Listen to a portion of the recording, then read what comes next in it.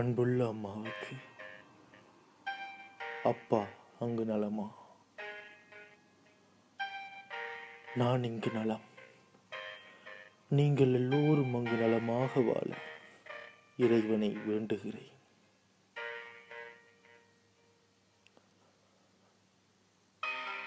அம்மா, நான் லண்டன் வந்து 2 மாதங்கள் ஆகிவிட்டன. நாட்கள் விரைவாக ஓடிவிட்டது. இங்கு எனக்கு எல்லா வசதிகளும் நினைத்து ஒருபோதும் கலங்க வேண்டாம். வேலை நேரம் கொஞ்சம் அதிகம். அப்போதெல்லாம் முன் அரவணைப்பை நினைத்துக் கொள்வேன்.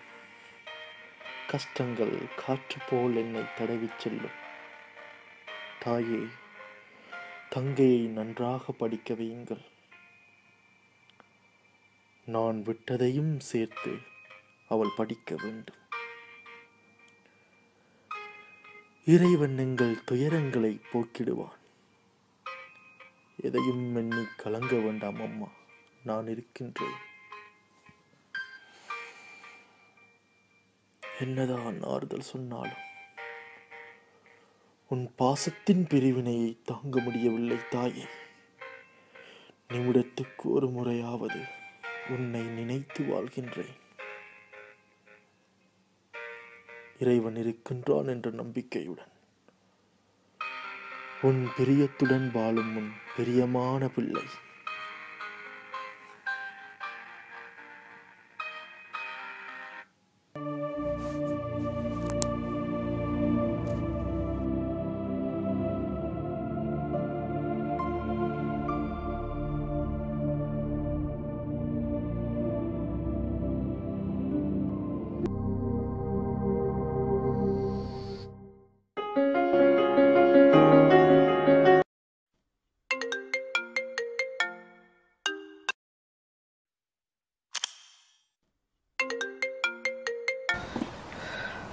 ஹலோ, சொல்லும்மா. காசு தானே? நான் போட்டு வரேன். இப்போ நான் வேலையில் இருக்கேன், பிஸியாக இருக்கேன். Okay bye.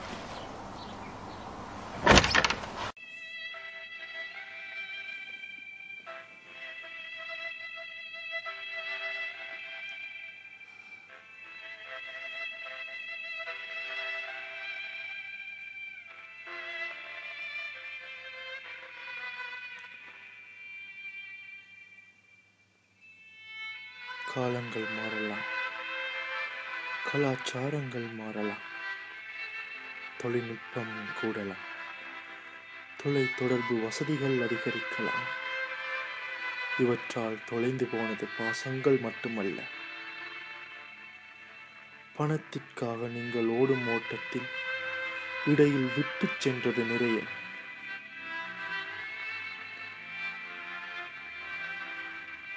நிலையற்ற இந்த வாழ்க்கையில் எது நிலைத்திருக்கும் என்பதற்காக இந்த ஓட்டம்.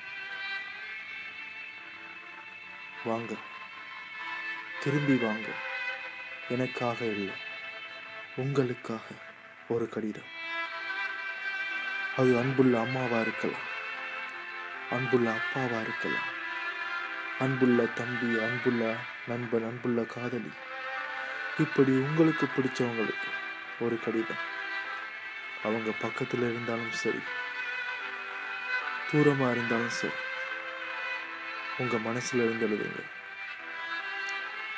இது ice bucket challenge, chilli challenge மாதிரி இல்லை, அன்புக்குரிய ஒரு சேலஞ்ச். நான் எழுதிட்டேன், எப்ப நீங்க எழுத போறீங்க?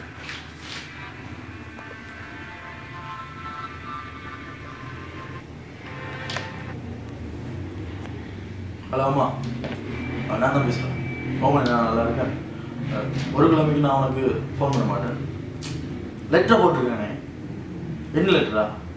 லவ் லெட்டரானே. நான் எழுதிட்டேன், போட போகிறேன். எப்போ நீங்கள் எங்கே பார்க்க நான் கடிதம் எடுத்துட்டேன், நீங்கள் எப்போ எழுத போகிறீங்க? நான் இப்போதான் என்னுடைய அம்மா கடிதம் எழுதினான். நீங்கள் எப்படி எழுத போகிறீங்க?